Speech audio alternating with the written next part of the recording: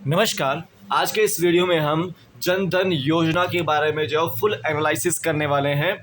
और ये जन धन योजना से आपको जो नायब तहसीलदार एग्जाम में और HPAS एग्जाम में या फिर राइट सर्विसेज एग्जाम में जो क्वेश्चन आपको देखने को मिल सकता है। तो यहाँ पे हम जो जन धन योजना के बारे में आज जो पूरा का पूरा जो डाटा एनालिसिस जो यहाँ पे करने वाले हैं। तो आइए चलिए वीडियो को शुरू करते हैं। अगर आप नए हैं तो चैनल को सब्सक्राइब कीजिएगा, लाइक कीजिएगा वीडियो को और शेयर कीजिएगा वीडियो को। टेलीग्राम पर मैं इसका जो PDF डाल दूंगा तो आप उसको ज्वाइन कर लीजिए, लिंक उसका डिस्क्रिप्शन बॉक्स में है। नोटिफिकेशन जो भी होती है मैं वहाँ पे शेयर कर देता हूँ, PDF भी वहाँ पे मैं शेयर कर देता हूँ, तो आप उसको ज्वाइन कर लीजिए, ठीक है। तो लिंक उसका डिस्क्रिप्शन बॉक्स में है। और शुभम जीके ट्रिक एप्लीकेशन का भी जो लिंक डिस्क्रिप्शन बॉक्स में डाला हुआ है, आप उसको ज्वाइन कर लीजिए। इस तरह का लोगो आपको देखने को मिलेगा। प्ले स्टोर पर भी आप वहाँ पर सर्च करके भी डाउनलोड कर सकते हैं।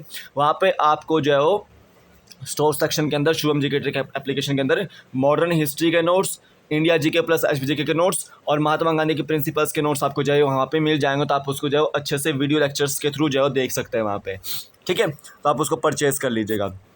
अब बात करते हैं जन धन योजना के बारे में। सबसे पहले देखो कंटेक्स्ट यहाँ पे देखते हैं कि क्यों हम जन धन योजना जो है पढ़ रहे हैं। देखो फाइनेंस मिनिस्ट्री का डाटा एक रिवील हुआ है, उसमें ये बोला गया है कि इन जन धन बैंक अकाउंट्स के अंदर जो प्रधानमंत्री जन धन बैंक अकाउंट है योजना है, उसके अंदर जो है आपका पैसा कितना भर चुका है, 1.5 लाख करोड़ जो है वहाँ पे भर चुका है। करीब करीब अगर 2021 में देखा जाए तो 44 करोड़ के आसपास जो है यहाँ पे अकाउंट्स खोले गए हैं, जिसमें से 29 पॉइंट जो 54 करोड़ जो जनधन अकाउंट्स हैं वो आपके रूरल एरियाज़ के और सेमी अर्बन बैंक ब्रांचेस में जो खोले जा चुके हैं। और 24.61 करोड़ के आसपास जो अकाउंट है वो वुमेंस के हैं। किसके हैं? वुमेंस के हैं, ठीक है। दिसंबर 29 2021 तक का डाटा ये दिया गया है। तो जनधन अकाउंट में 1.5 लाख करोड़ जो आपके डिपॉजिट हो चुके हैं अभी तक, ये आपको याद रखना है। अब इसमें बेनिफिट्स क्या मिलते हैं, जैसे scholarship, subsidies, pensions, Covid relief funds जो है आपके डायरेक्टली बैंक अकाउंट में जो क्रेडिट किए जाते हैं, including Jan Dhan bank accounts through direct benefit transfer. Direct benefit transfer के तहत जो है वो डायरेक्ट बैंक में जो कोई भी चीज़ हो, कोई भी पैसा हो, वो आपका ट्रांसफ़र किया जाता है।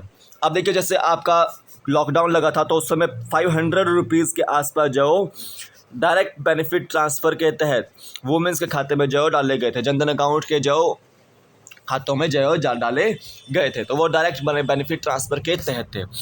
अब देखिए अबाउट हम यहाँ पे बात करते हैं इसके कि प्रधानमंत्री जन धन योजना असल में है क्या। देखो 15 अगस्त 2014 को जो रिलीज़ की जाती है और 28 अगस्त 2014 को ये लागू की जाती है, ठीक है। तो प्रधानमंत्री जन धन योजना जो आपका वो नेशनल मिशन है, ताकि हम जो हर एक घर तक जो फाइनेंशियल सर्विसेज को जो पहुंचा सके और बैंक अकाउंट्स खोल सके, सेविंग अकाउंट्स खोल सके, डिपॉजिट अकाउंट्स खोल सके, उनका इंश्योरेंस कर सके, उनको पेंशन अफोर्ड कर सके, क्रेडिट जो है वो अफोर्ड कर सके, उनको दे सके उनको। तो इसलिए जो है ये योजना जो है वो लाई गई थी। 15 अगस्त 2014 को जो अनाउंसमेंट किया गया था इसका योजना का, ये आपको याद रखना है। आगे देखिए ऑब्जेक्टिव्स क्या है इसके।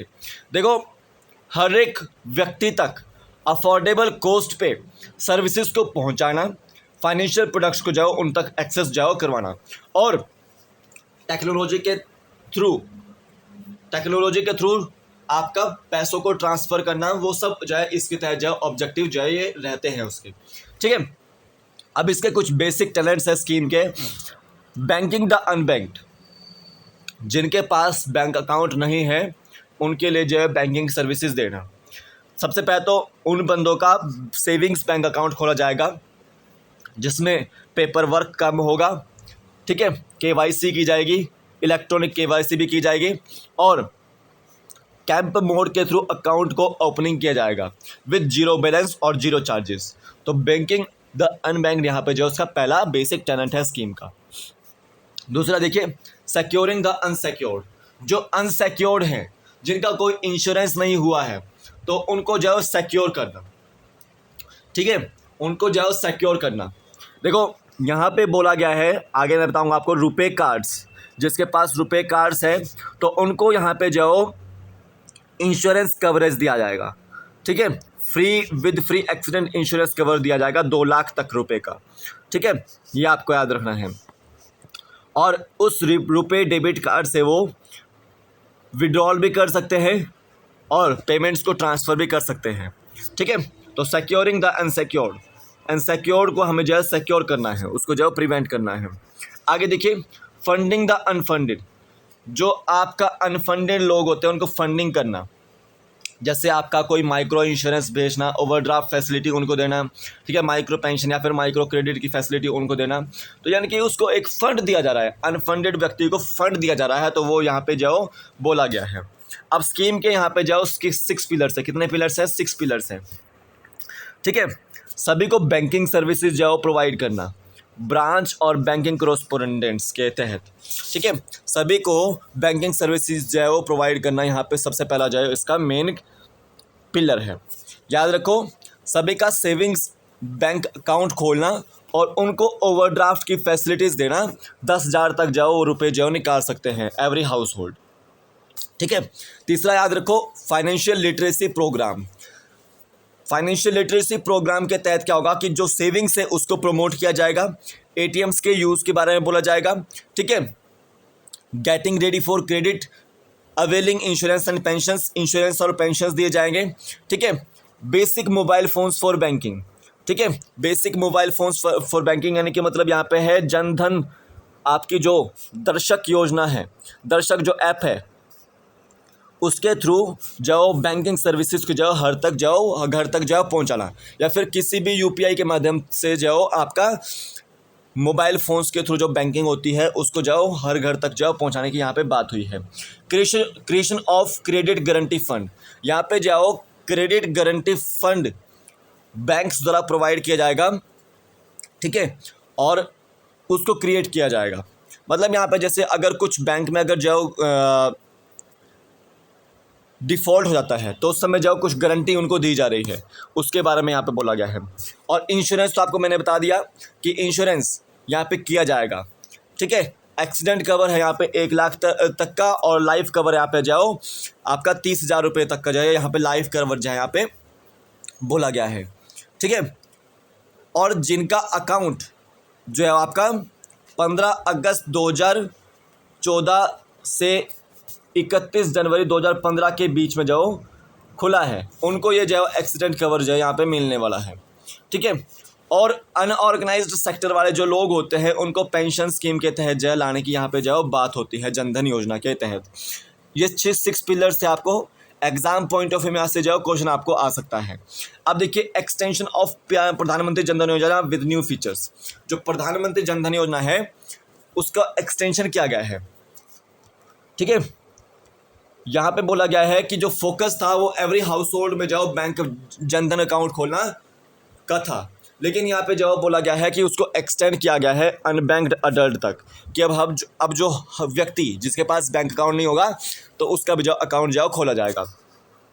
रुपे कार्ड इंश्योरेंस की यहाँ पे बात हुई है कि जिसके पास रुपे कार्ड है उसका इंश्योरेंस किया जाएगा, यानी कि फ्री एक्सीडेंटल इंश्योरेंस कवर है इसमें रुपे कार्ड के तहत, कि 1 लाख रुपए तक का जो था पहले वो उसको हमने जो 2 लाख जो कर दिया है। कितना कर दिया है? 2 लाख कर दिया है। फॉर प्रधानमंत्री जनधन योजना अकाउंट्स ओपन आफ्टर 28/8/2018, जिनका अकाउंट जो 28/8/2018 के बाद खुला हुआ है तो उनको रुपे कार्ड इंश्योरेंस दिया जाएगा, जिसमें जो आपका पेमेंट जो इंक्रीज़ कर दी गई है, इंश्योरेंस कवर जो इंक्रीज़ कर दिया गया है वो कितना कर दिया गया है? 2 लाख रुपए तक का जो कर दिया गया है। ठीक है, एनहेंसमेंट इन ओवरड्राफ्ट फैसिलिटी, ओवरड्राफ्ट फैसिलिटी में भी जो यहाँ पे एनहेंसमेंट की गई है कि जो लिमिट है वो डबल की गई है 5,000 से 10,000 तक। ठीक है, और विदाउट कंडीशन आप जाओ 2,000 रुपये जो निकाल सकते हैं। और ओवरड्राफ्ट फैसिलिटी के लिए जो अपर एज लिमिट भी जाओ बढ़ा दी गई है, 60 से 65 साल तक जाओ कर दी गई है। ठीक है, तो ये कुछ पिलर्स थे जो आपको जनधन योजना से रिलेटेड आपको याद रखना है। कल किसी का क्वेश्चन था कि आपका जनधन योजना जो है आपकी 28 अगस्त 2014 को जो आपका फोर्स में आई है, तो बिल्कुल सही है ये क्वेश्चन।